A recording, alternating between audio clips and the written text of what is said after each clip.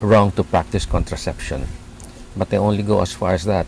They don't go out of their way to educate people on how to go about controlling the number of children, their family,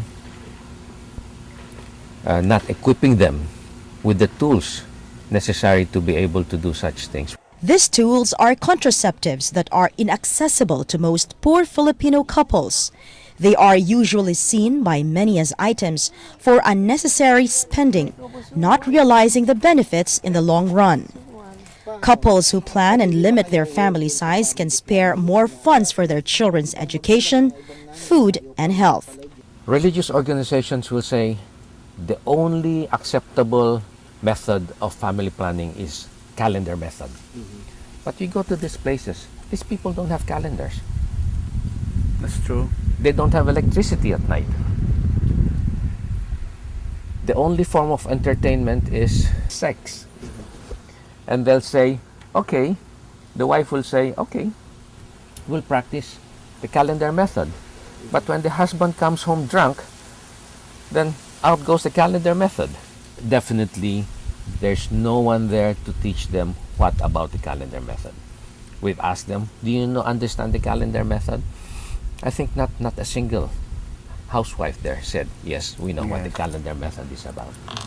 In 2008, an estimated 3.4 million Filipino women became pregnant, but 54% of them, or about 1.9 million women, either did not want a child so soon or did not want a child at all. And pregnant women who had not wanted a baby at all were likely to have induced abortion. Here lies the importance of further educating Filipino women, says Dr. Bernabe Marinduque, an obstetrician who also does surgery for the medical mission. And that is educating women, not just on having too many pregnancies, but also on the risks that come with bearing a child in her womb. We have to also consider the financial status of the mother. I mean, how can a mother take care of a baby when they don't have any means of providing for the baby?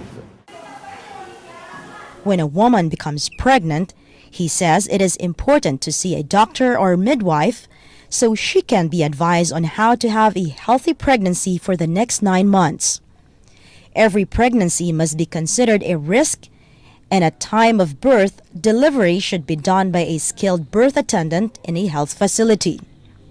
Studies have shown that proper spacing of children prevents maternal deaths by up to 40% and infant deaths by up to 20%. When a woman bears children at the pace she chooses, she can better take care of herself and her family, become more productive, and live a fulfilling life. The spacing should be determined by, first, the capacity of the woman to take care of her children. All right. It is certainly difficult for a woman to have a babies who are 1 year old, for example, another one is 2 years old, because it really takes a lot of time, energy, and effort to take care of these babies. Poverty and education growth remain the top concern in developing countries like the Philippines, where more than 1 million babies are born every year and will need resources for health, food, clothing, and later on education and employment. Like the children of Letlet and Anita, and millions more in poverty-stricken communities in the country. It has to start from the grassroots. It has to start with education. You know, the thing about the programs that we have now is we have this family planning program. It is not sustained by education. You know, the people really do not understand why they have to do it.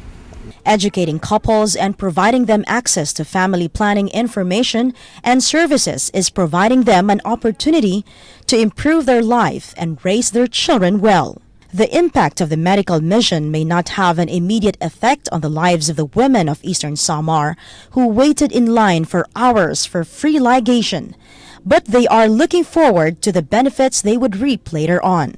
Hindi na madadagdagan ang mga anak nila.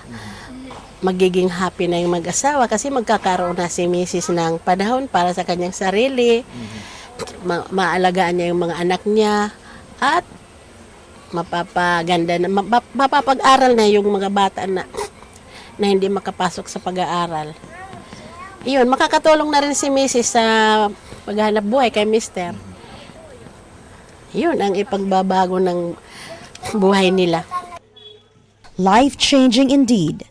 And for the volunteer doctors who make this happen, there is no greater reward for their effort than the thought of saving not just a mother's life, but also the future of their children.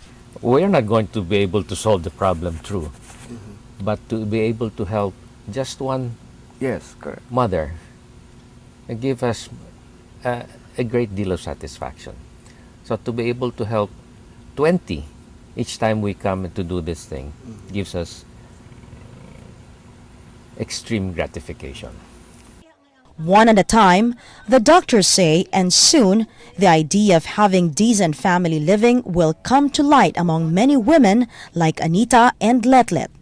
And with more people and organizations working to provide reproductive health information and services for couples who need them most.